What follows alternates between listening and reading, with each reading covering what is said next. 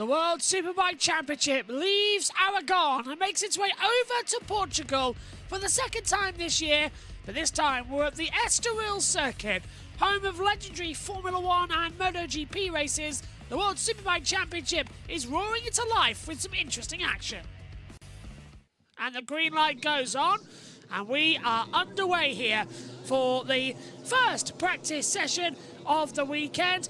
Daniel Petrucci on his hand injury. He said last Friday I was training at the gym with the bands. It came off my hand as well, and unfortunately it caused a little bit of an injury, so he's hopefully going to be all right. But there's a look at Top Rat Razgatlioglu, who could be crowned once again World Superbike Champion. He has a chance to wrap it up on Sunday. Here's the tyre allocation then. It's the SC1 on the front along with the SC2. The rear tyre is the SCO. In the development is the SCQ and the SCX as well. Intermediate and rain tyres are available on both front and hard, but we've gone for the middle range of the tyres here this weekend. Well, Estoril is a tight circuit. It's a very narrow bike circuit. Formula 1 no longer comes here. They stopped in 1996. There's their last ever Grand Prix here. MotoGP ended in 2012. But World Superbike's still coming up. That's my first ever chance of being able to commentate at Estoril. Always wanted to commentate on a race here and hold a broadcast. Now we can this weekend as the session is underway. I'll be hanging around in the background for the practice sessions, back for qualifying the races as well. Let's turn it over then to Greg Haynes and James Toseland as the session is underway. Teammates, they've been teammates since the beginning of last year. Some lovely colours there, a bit of a change for him on the helmet, boots and gloves of Alvaro Bautista. I wouldn't be at all surprised if that's to do with Grace and Gina, his daughters, who like to throw up some different colours for Alvaro Bautista. And there's his teammate Nicolo Bulega on the pit lane speed limiter there. You saw the fixed white line across the track. He disengages the limiter and away he goes into the right-hander of turn 2. It's a clockwise configuration, and we've got a yellow flag already, James, and we think it might be for Bahattin Sofoglu. Now, we can tell you that Sofoglu is running a 2025 chassis again this weekend, but the 2024 engine. So let's see whether the Moto X Yamaha can have some improvements. Yellow flag was out at turn 10, and turn 10 is the right-hander, which starts climbing back up towards the last sector. It's the exit of the chicane, and now we've got a yellow flag down at turn 1 as well. So I think Taz McKenzie might be involved in some sort of problem as well. So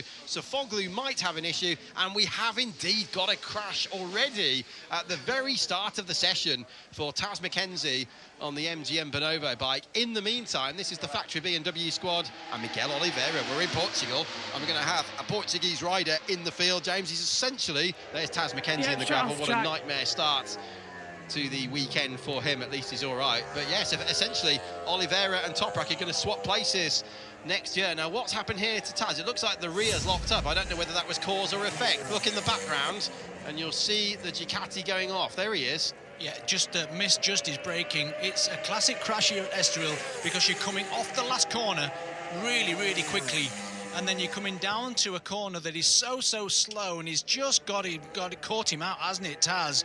And that'll be a very, very frustrating crash because he's going to lose a lot of time now in this FP1.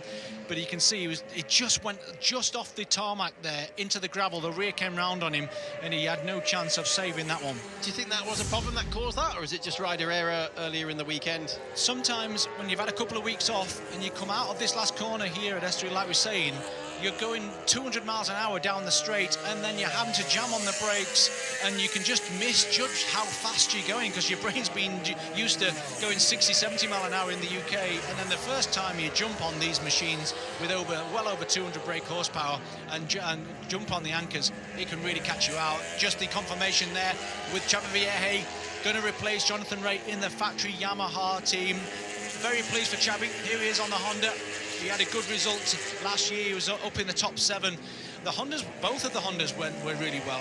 We actually had a Honda on the podium in race 1 with Iker Lecuona, if you remember that one back in 2024. So look out for the Hondas here. They do like the Estoril circuit, and this is Honda's choice of replacing Xavi Vierge. It's Som Kiyat-Chantra and Jake Dixon from Moto2.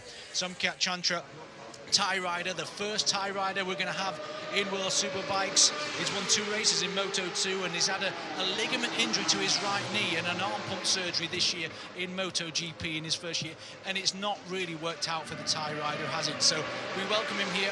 He's a bright young prospect, obviously the 2016 Asian Cup talent winner back in those years, so that lad can ride. And obviously let's not forget Jake Dixon, obviously runner-up in 2018 in BSB, MotoGP for a couple of races, wasn't it, in Silverstone and Aragon a couple of years ago. Obviously finishing 8th overall last year in Moto2. We welcome both into World Superbikes and into the factory Honda squad. Yes, we certainly do, and Jake Dixon has gone on the record and said confidently that he hopes to be challenging for wins and maybe even some championships, and it was definitely championships in the plural form when he said that back in Indonesia at MotoGP last weekend. In the meantime, welcome back to Iker Lecuona. We've got an interview with the Spaniard from Valencia coming up in this weekend's show. And, well, since we saw him, it's all been happening. He got taken out by the incident triggered by Iannone, and just like Petrucci, Lecuona does not have a good word to say about Andrea Iannone at the moment. That was back at Balaton Park, if you remember, in Hungary. But Iker, he signed with Ducati to join Nicolo Bulega to replace Bautista last season. He's just got married as well in the last few weeks to Gemma, who he's been with for the last 4 years. So Lecuona in a very, very good place in his life in general at the moment. And we've also had confirmation that Yuji Mori will be the new team manager for HRC next season. In the meantime then, number 65 here, Jonathan Ray, he'll be popping into this commentary box later to look at the onboard lap with us for this weekend's show. You'll be able to see that here on Saturday. Just 2 rounds to go for Jonathan Ray before he retires from the Superbike World Championship, but not from motorsport, and we'll get into that in a while.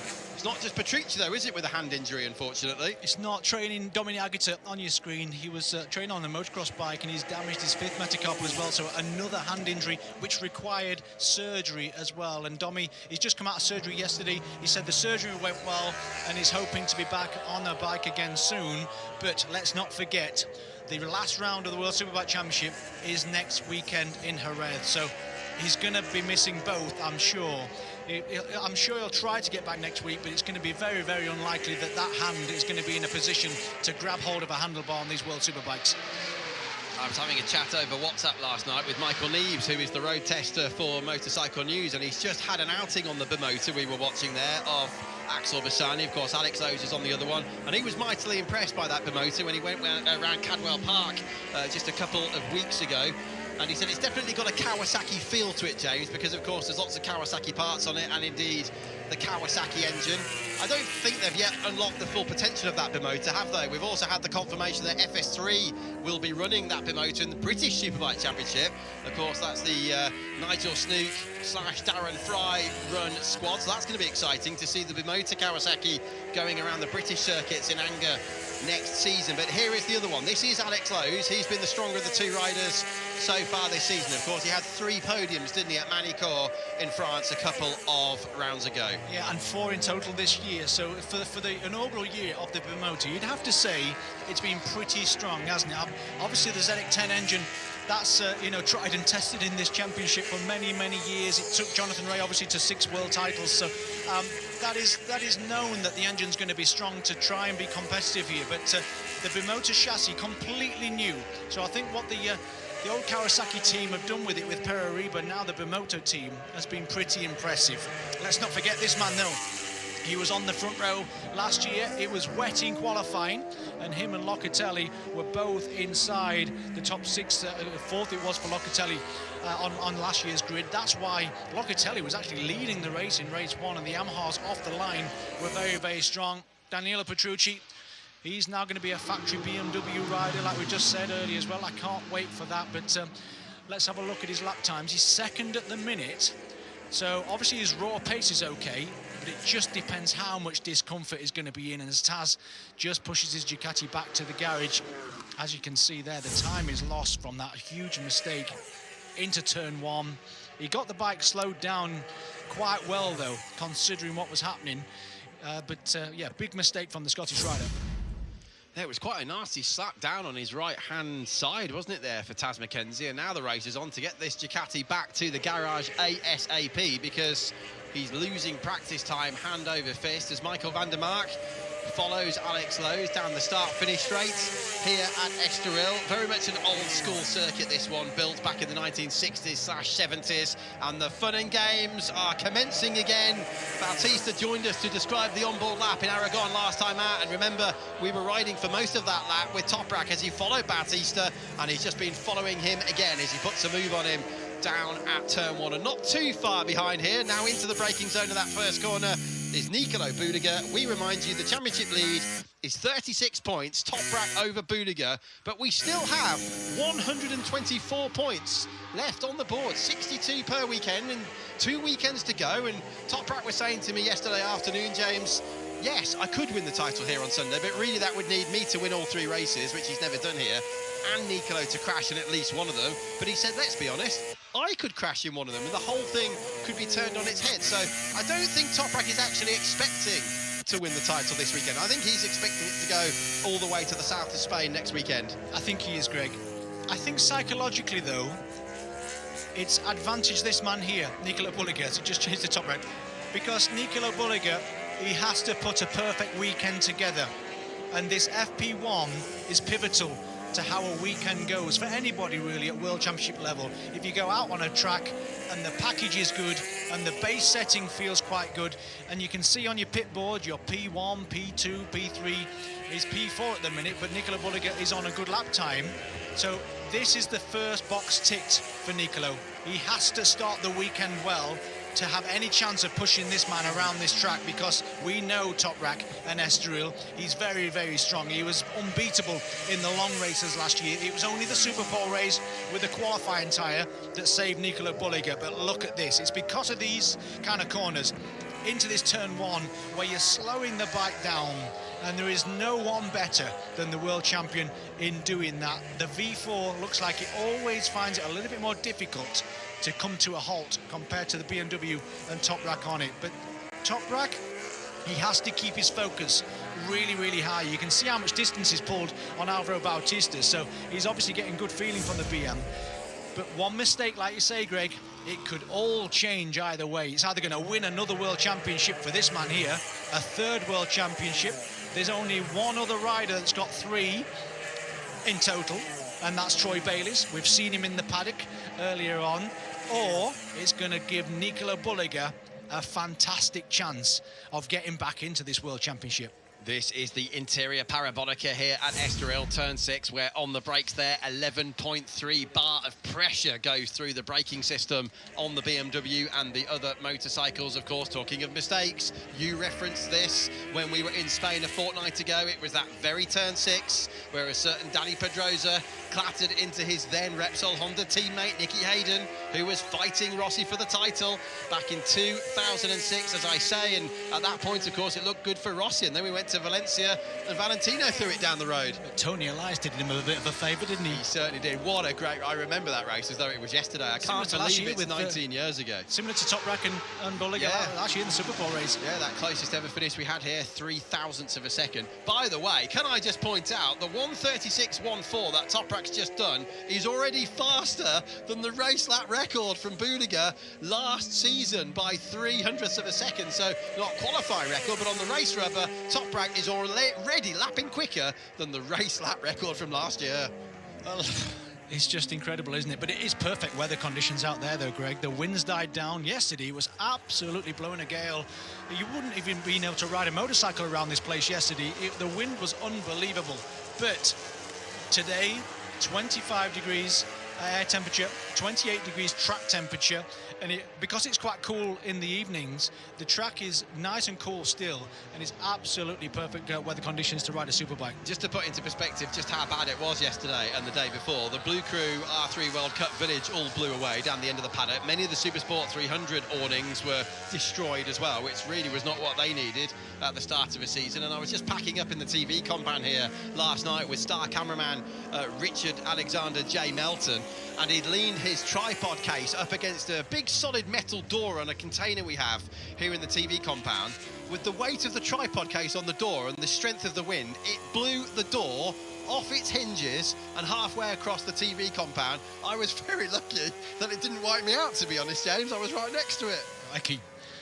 Toprak comes out the final corner here. That's turn 13 in third gear, all the way down to up to sixth gear. Before you jump on the anchors, and look at the body language. Oh, as he's putting the force through the bike. There is no one greater, is he, on forcing a motorcycle to slow down quicker than it actually wants to. And as you can see there, the Ducati lacks it so much more in line, so much more controlled and smooth to just keep it on rails. If the Ducati kind of hops around on the back, it doesn't seem to be stable and doesn't seem to slow down as much. Maybe that's because of the V configuration of the Ducati compared to the V inline 4 of the BMW, but interesting to see the differences.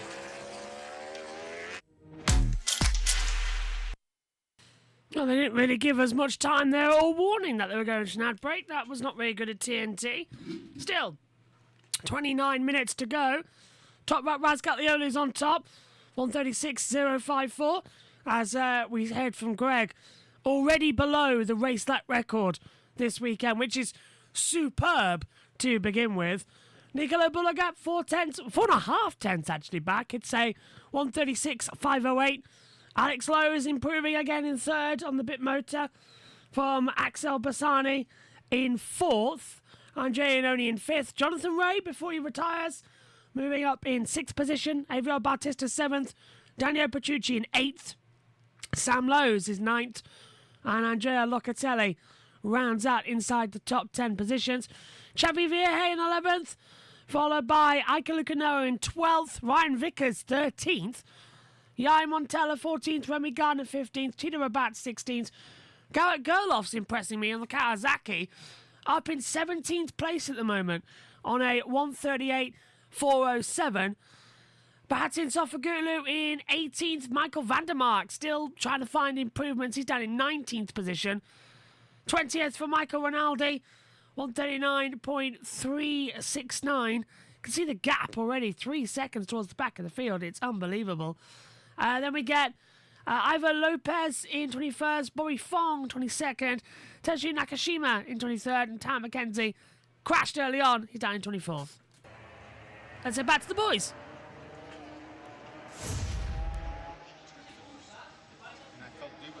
Back here at Estoril, we're just listening in to Jonathan Rea if we can.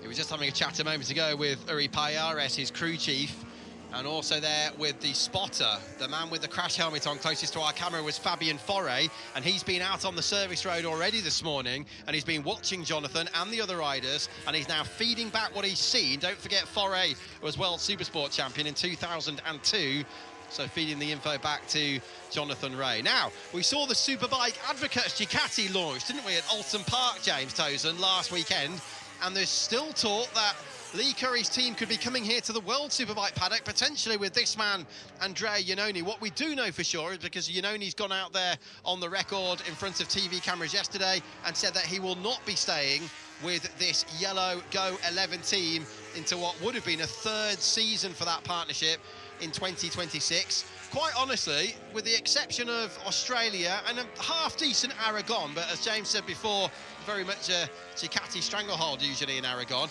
it's not really been a very memorable season, has it, for the former MotoGP winner? Not at all, and it's consistency that's really killed his momentum this season, as we just watch a slow-motion replay of Sam Lowes on the Mark VDS Ducati coming into this turn 6 section, just clicking another gear there, you could see, just a little bit deep, is he?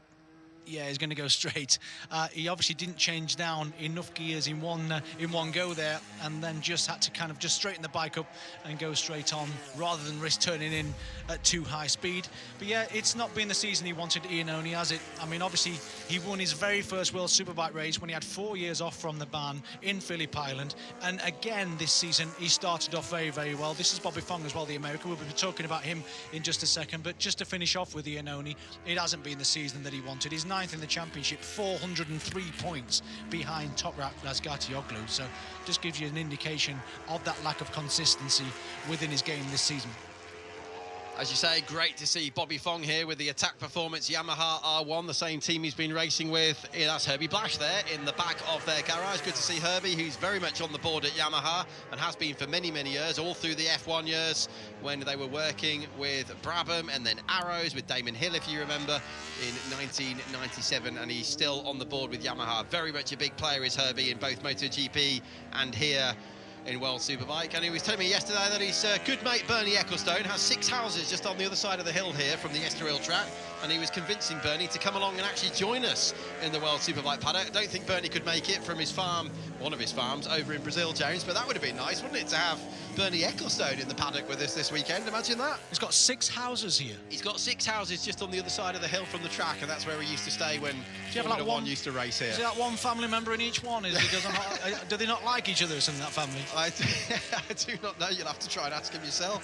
Bernie, Seems if you are watching, try come and join us if you can. It would be great to have you with us. I believe it's Bernie's 95th birthday, by the way, next week, and he is still going strong. What a life story that is for the Silver Fox, that is Bernie Ecclestone. But yeah, we were talking about Bobby Fong, weren't we? It's great to have the American with us, and that was a controversial end, wasn't it, to Moto America with what happened there. Cameron Bobier, of course, in the end, took it from Fong right at the death and took his 5th title. Ryan Vickers back in. Still all these question marks about what he's going to be doing in 2026. Will he be back in BSB? Is he staying here in the World's paddock? As Nagashima, for the 2nd time this year, the first was Australia. He's the development rider, one of them, along with Tommy Bridewell for HRC.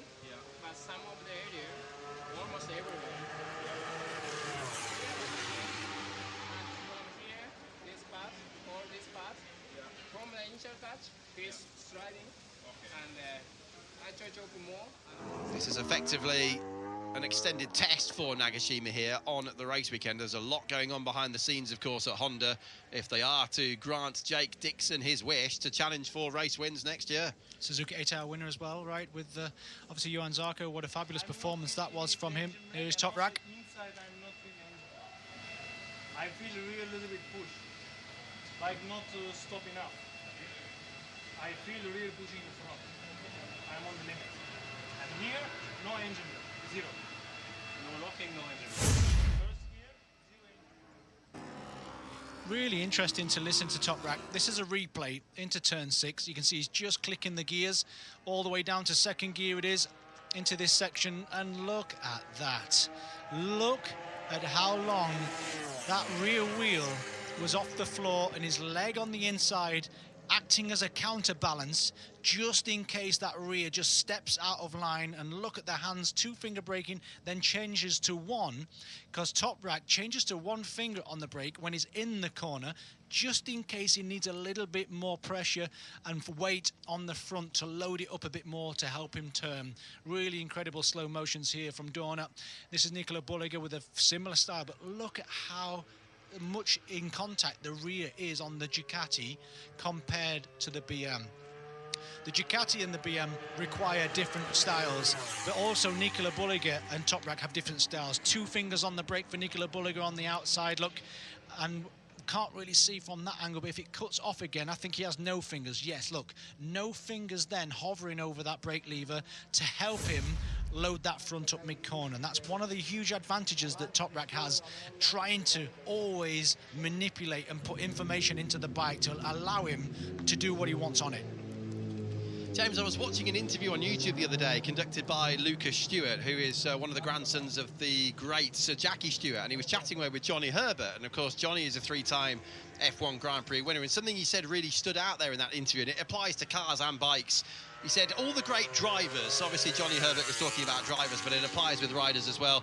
He said they may well be brilliant in all sorts of areas, getting off the corners, making good starts, but it tends to be those who can stop the vehicle best who really do excel, and that really does relate back, doesn't it, there to what you said with Top Rack. And in Herbert's case, he was very much comparing it to the likes of Senna and Schumacher in years gone by.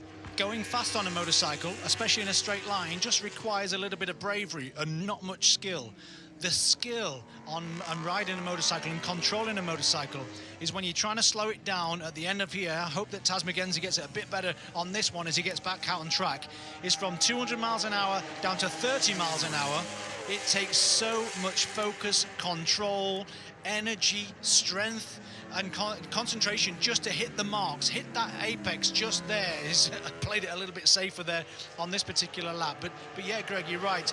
One of the hardest skills on riding a bike is slowing it down rather than going faster on it. I remember the late, great Murray Walker, who, by the way, would have turned 102 today. So happy birthday, Murray. I'm sure you're looking down on Estoril, but he did some drives with Martin Brundle and others over the years at Bathurst, and I always remember him saying those brakes are sensational in the way they would get the cars and the bikes slowed down.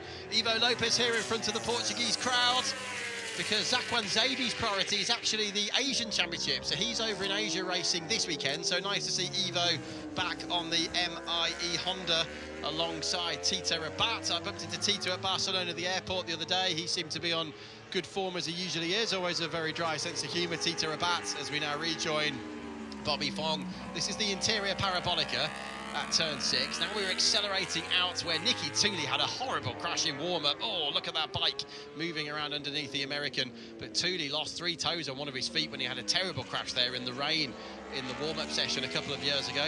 Now down through the Oreia corner, the Ia corner, because of the shape of that bend, through 8. And they're coming up to the section that was all modified back in 1993 to bring the circuit up to minimum length. And it was carnage on the opening lap of one of the World Superbike races that weekend. There were people down left, right and centre in the gravel on the track. They obviously had to throw a red flag. But look how that bike's moving around behind Bobby Fong. It looks fun, James, but I'm not sure it will feel like fun. Yeah, it does look fun. It is fun around here. And look at that. Smoking. Coming out of the last corner. Brilliant. The Pirelli tyre is under severe pressure here under the American's right hand. And as you go into the first corner here on the R1, and it looks a little bit giddy on the rear end of this R1, but he's having fun out there at the minute. He's in 22nd place, and he's obviously just learning this circuit well. Yeah, the 34-year-old from Stockton in California. Yep, and that's just getting up really what's happening rest of the session. 18 minutes to go. Gerloff moves up into 16th position and time improved, 1:38.094 across the board.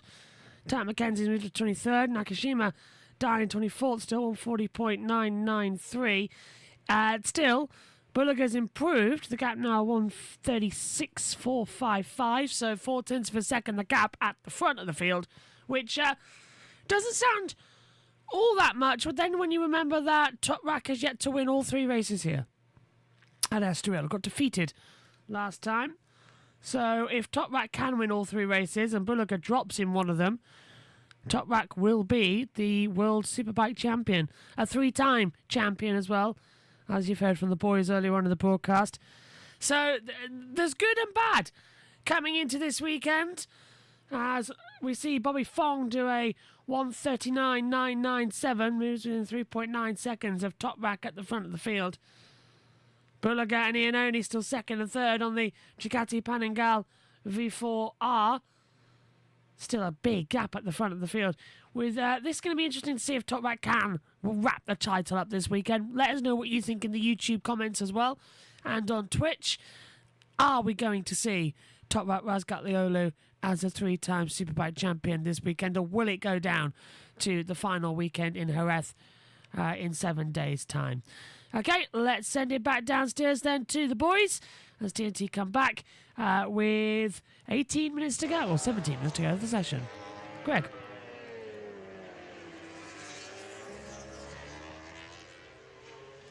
The number 55 Pata Maxis Yamaha of Andrea Locatelli, the only race winner in World Superbike this season, other than Toprak Razgatlioglu and Nicolo Bulliger, who have been absolutely dominant, makes its way down the main straight to turn 1. This is the Honda. Welcome back to Ike Lecuona, who's finally now recovered from the horrible injuries he had, which broke his left arm in the multiple collision triggered in Hungary by Andrea Iannone. And it was a shame, James, because Lecuona was looking so good, wasn't he, in Friday practice that weekend, and he certainly believes he may well have challenged for a podium.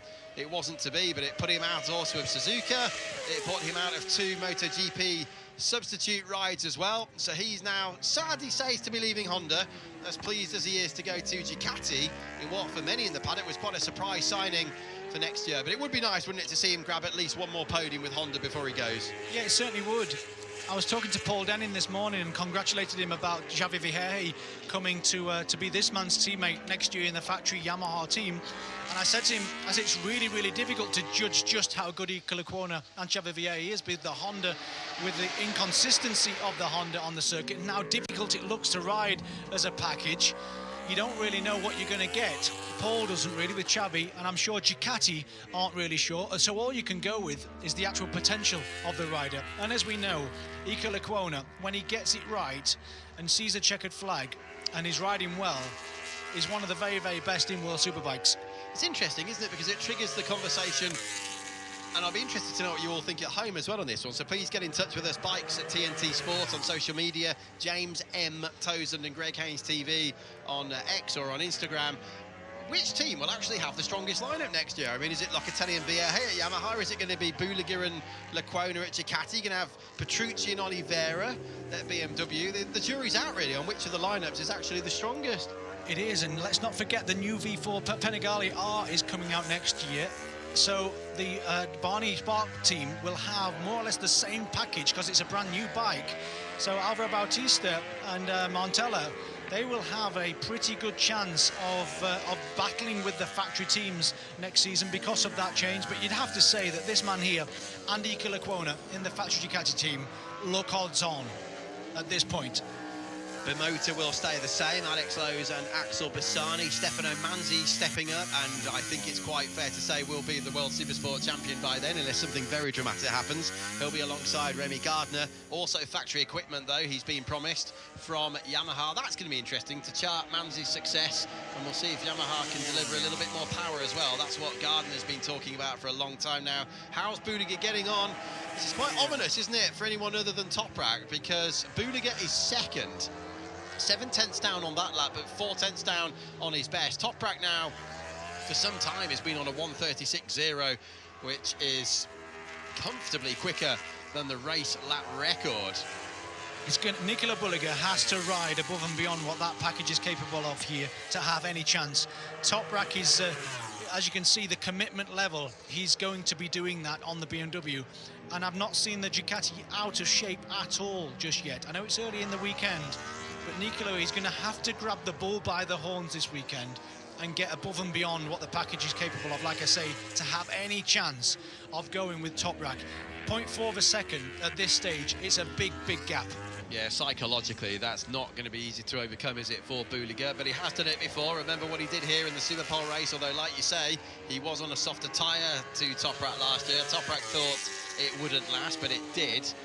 A similar thing happened, if you remember, in race 2 at Most in the Czech Republic earlier on this season. One thing, Greg, Nicola Buliger, as we watch the slow-mo of Iker Lecuona just going through the gearbox look, and then he puts his toes on the foot peg. Doesn't dangle his leg much, does he, the Spaniard, on the way in? Slight finger on the rear brake because it's in the clutch position, but that's the rear brake because the clutch is the one higher. Didn't spot the right hand to see if he's hovering any front brake. This is his teammate Xavi Vierge. Just look at the boot, and when he puts the boot back to get the toes out of the way, because when you get the lean angle on a motorcycle, the toes have got to be on the foot peg, so you get the foot out the way to get the lean angle that you need, so the boot's not rubbing. That's why the guys do that. No rear brake. I can't really see the front brake on that, but look at the body language of Iker Lecuona through this turn 13. He hangs off so much. The arms rested on the tank, not a high elbow position. Lovely riding position here from the Spaniard. The head is down near the handlebar to look where you want to go and put that head in a position where you want to go. Xavi Vierge sits a little bit more within the bike. His upper body is not as off the bike as we see. So very different riding styles from the two Spanish riders in that final corner. Fascinating. But going back to Nicola Buliger and Toprak, Nicola Buliger, to get the credit, if he wants to be a world champion, if he's going to be a world champion in the future, he wants to do it this year with Toprak in it. He wants to be able to say that he did beat Toprak, because if he wins it next year without Toprak in it, it's not going to be as special, is it? And Toprak, of course, wants to go to MotoGP as the reigning world Superbike champion, not the man who was beaten to the championship. Imagine if he doesn't, Greg. And that Yamaha that is going on next year is not overly competitive yet. So if he loses this season, has that disappointment going into MotoGP, and then has a difficult winter on the MotoGP bike, it could be a very, very difficult period for the Turkish rider. I hope that that is not going to be the case, but it could happen. I mean, this man has sights set on MotoGP himself as well, doesn't he, for 2027? He's already, let's not forget, because it's several months back now, but he's already got a contract in place for here next year, but it does include a series of tests on the MotoGP bike, and you can see what they're planning to do. Pecco Bagnaya's struggles continued, didn't they? And what on earth, by the way, was going on there? After the height of Motegi in Japan, what a terrible weekend for Bagnaia. You have to think they're trying things, don't you, though, for next season? Let's hope for his sake they are, as Vickers spins up that rear wheel through the last corner. But Buliger will have his sights set, won't he, on a factory Ducati alongside Marc Marquez, or certainly one of the other bikes provided by Ducati in the MotoGP field for 2027 and beyond. So don't be surprised to see, with those new MotoGP rules, Pirelli tyres and everything else for 2027, you might see some of the top rack Buliger scraps continuing in the other paddock. This is Gardner, he's down in 18th place.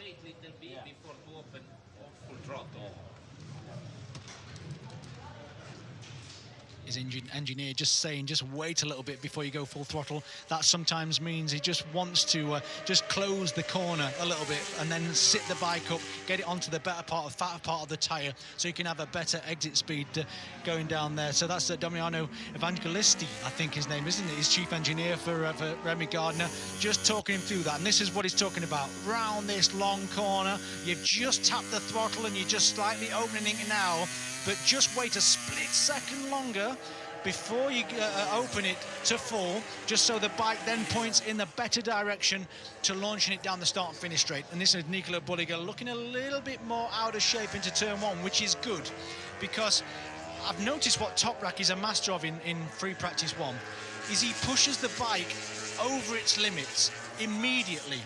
So then Phil Marin, his chief engineer, can clearly see what he needs from the bike to improve it. If Nicolo Buliger is a little bit more soft with the bike, it might not be as obvious to see which direction you want to go. And that's good to see that Nicolo is pushing it a little bit more on the brakes, because he might need a bit more support into this turn one. Ryan Vickers, first time here as well. So it'll take a little bit of time to get up to speed. Oh, Michael van der Mott there getting it all out of shape behind him. Top rack, but hey, the gap has come down. Nicola Buliger is now less than 3/10 off Top Rack at the front. Yes, he's just chiseling away, isn't he? 1:36.0 for Top Rack, 1:36.2 for Buliger, with just over 8 minutes remaining, as you can see at the top of the screen. Top Rack's just come through into the start of the second sector. Ryan Vickers following, number 17 on the Moto Corsa Ducati. Top Rack then now will come under the Motul banner and the footbridge. They're very, very quick corner here at the back of the paddock, which is turn 5. And now you're alongside the back of the paddock and the TV compound, which where we're talking to you from, down into the hairpin at the interior parabolica.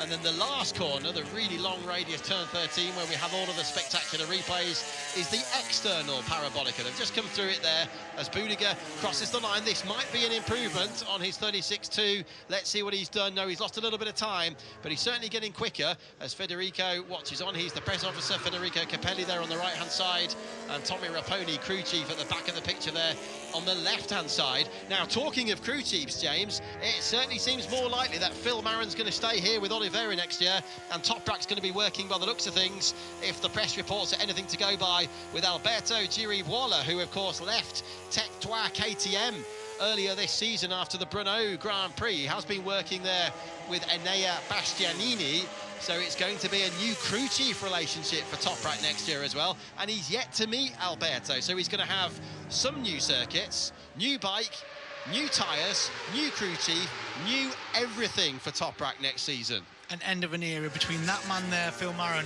and this man here, Toprak Razgatlioglu. It's going to be an emotional departure after the final race at Jerez what a relationship it has been since he came into World Superbikes with the Puccetti Kawasaki team, and what amazing results that they've had together. They're the top speeds, 201 miles an hour.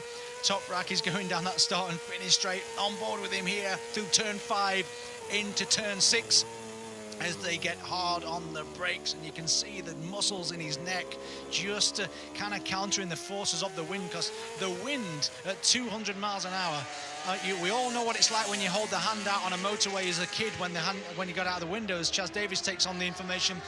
It's difficult at 60, 70, 200 miles an hour. When you stick your head out of that screen, the force of the wind on the front of your helmet, it takes a lot of neck muscles to hold it in place.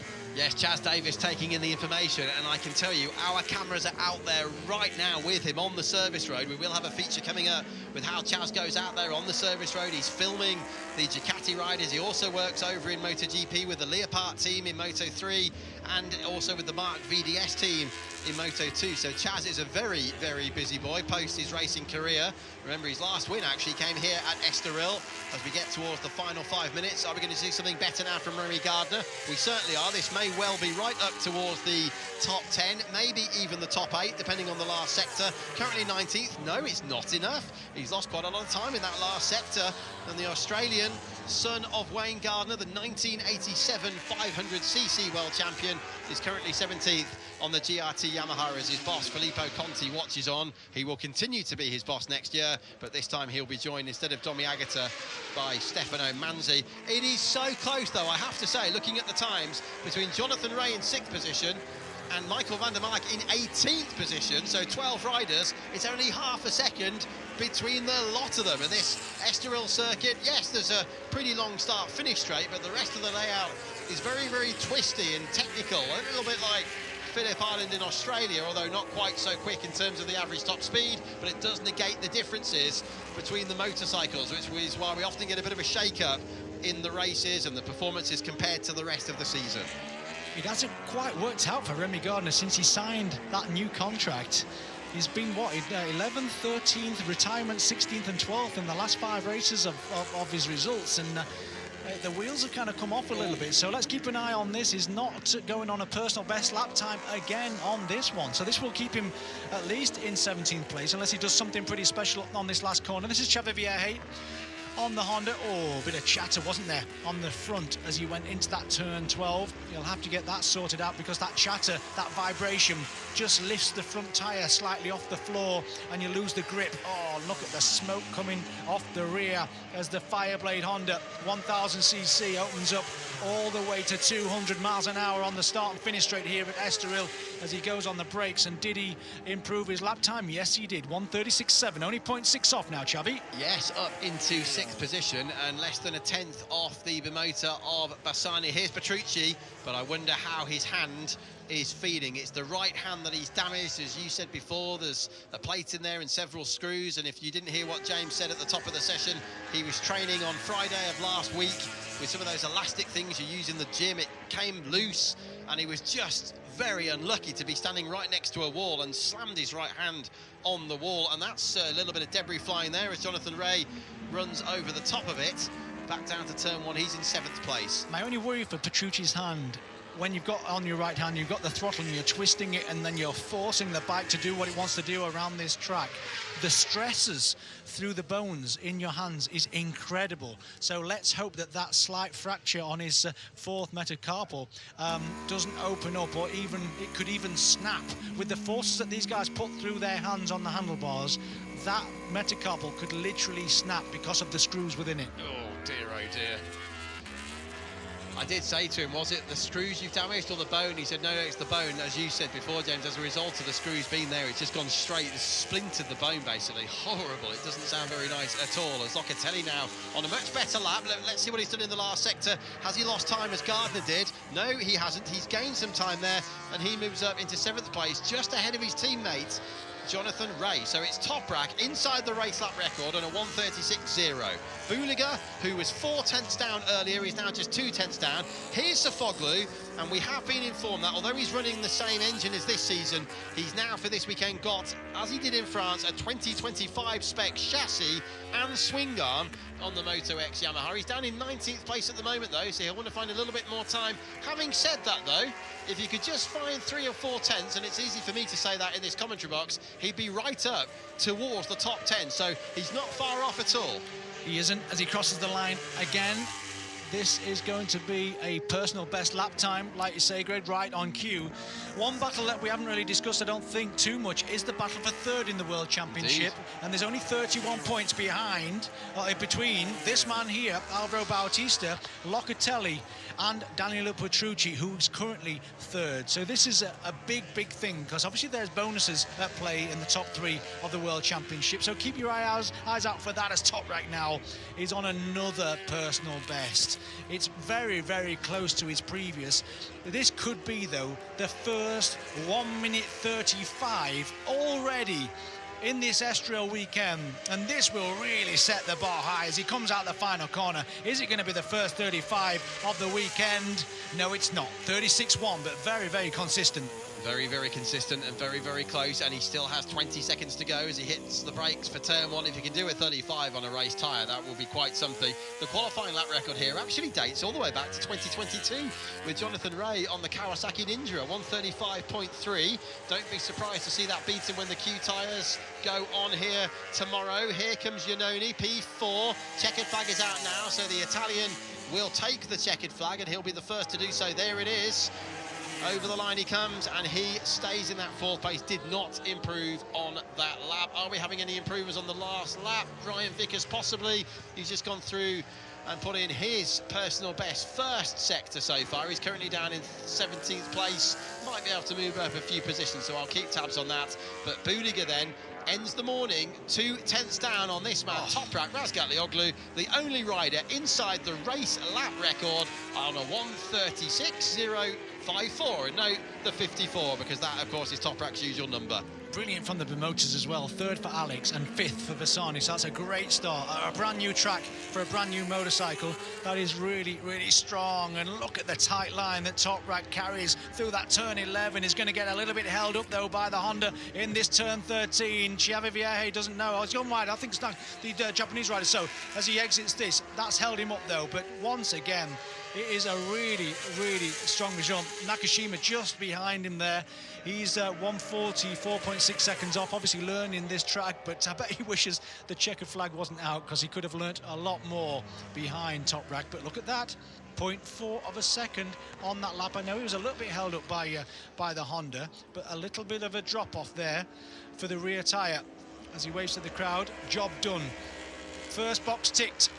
And first one blow from Toprak, isn't it? 0.2 of a second. But it is very, very much on for Nicola Bulliger to have a chance of challenging now for this weekend. This is a practice starts for Alex Lowe's on the Bimotor. Just a quick reminder of what's coming up later on this afternoon. We are on the same time zone as the UK, if you're watching in the UK from here in Portugal. So we'll be back on air at 10 to 2 in the afternoon, 1:50 in the afternoon, with the Superpole qualifying session first of all for World Supersports.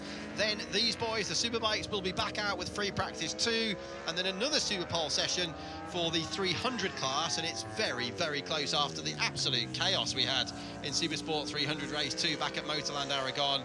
It's fantastic, isn't it? All of the titles, with the exception of the Blue Crew World Cup, which has been won by the Italian Alessandro Di Persio, and he, by the way, will be in the new World Sport Bike category on a Yamaha next season. But we still have, James, Superbike, Supersport, 300s, the Women's Circuit Racing World Championship, after a lengthy break, will be back with us next weekend. I know Chloe Jones and her team are very optimistic about a win. It is all... Yep, it's all to play for, but this is how it ends after free practice 1. Toprak Razgatlioglu on top, from Nicolo Bulliger in 2nd, Alex Lowe's 3rd, Andrea Iannone 4th, Axel Bassani 5th. Chiave Vieje in 6th, Andrea Locatelli in 7th, Jonathan Ray 8th, Daniele Petrucci 9th, Alvaro Bautista in 10th, Heike Kanoa, Garrett Gerloff, Sam Lowe's, Tino Rabat, Yari Montello, Remy Garner, Ryan Vickers, then Michael van der Mark, Baton Fagulu, Tam McKenzie, Michael Rinaldi, Bobby Fong, Ivo Lopez, and Tetsuta Nakashima down in the back. Well, that's it here from the first session. We'll be back later on today at 3 o'clock, ready to go for practice 2 here at Estoril. Thanks for your company. We'll see you soon. Take care. Bye-bye.